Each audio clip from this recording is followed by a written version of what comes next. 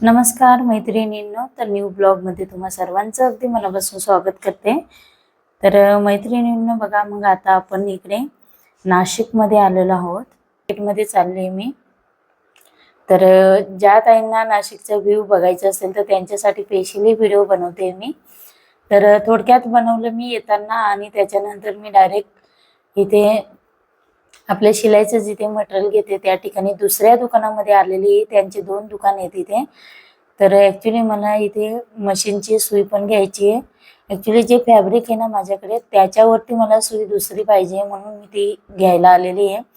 दोरी पायपिंग पाहिजे मला, म्हणजे दोरी घ्यायची आहे.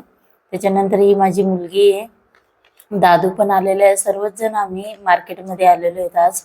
थोडंसं एक्स्ट्राचं काम पण होतं म्हणून मग आम्ही सर्वच आलो आहेत.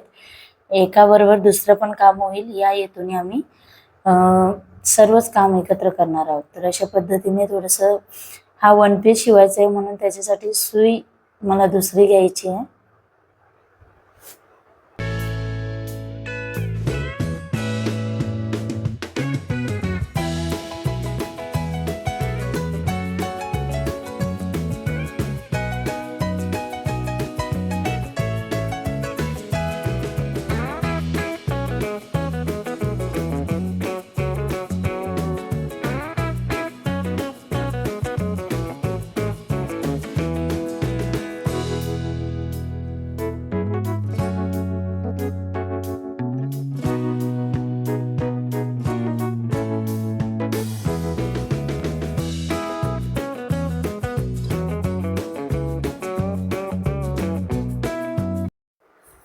त्याच्यानंतर आता मी दुसऱ्या शॉपमध्ये आलेली. तर इथे मला अस्तर घ्यायचे आहेत.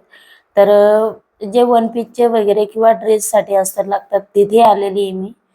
तर आता इथे फक्त मी वन पीसचे किंवा मला दुसरे लॅक्रा किंवा क्रॅपचे अस्तर अशा पद्धतीने मीटरवरती कपडे घ्यायचे असेल त्यावेळेस मी या ठिकाणी येते. तर इथे होलसेलमध्ये तुम्हाला व्यवस्थित रिजनेबल किमतीत इथे तुम्हाला मिळणार आहेत. तर ह्या ठिकाणी तुम्ही येऊ शकता.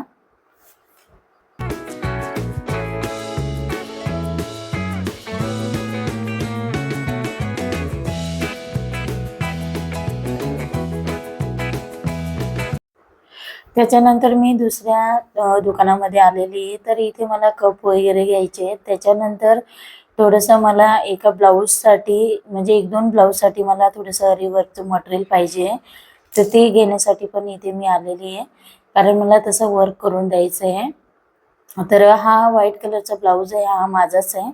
तर याच्यासाठी मला थोडीशी डिझाईन बनवायची. तर त्याच्यासाठी मी हे म्हणजे मला जशी डिझाईन बनवायची त्या पद्धतीने मी इथे मला जे मटेरियल पाहिजे ते मी त्यांच्याकडून घेते. तर इथे अरीवर्कचं पूर्ण मटेरियल तुम्हाला भेटणार आहे. रिंगपासून सर्व स्टँडपासून तुम्हाला मिळणार आहे. तर ह्या ठिकाणी तुम्ही नक्कीच येऊ शकता. आधीच्या एका ब्लॉगमध्ये मी तुम्हाला दाखवलेलं आहे, या दुकानाचं नाव पण सांगितलेलं आहे. तर तो व्हिडिओ तुम्ही बघून दुकान बघून तुम्ही इथे येऊ शकता.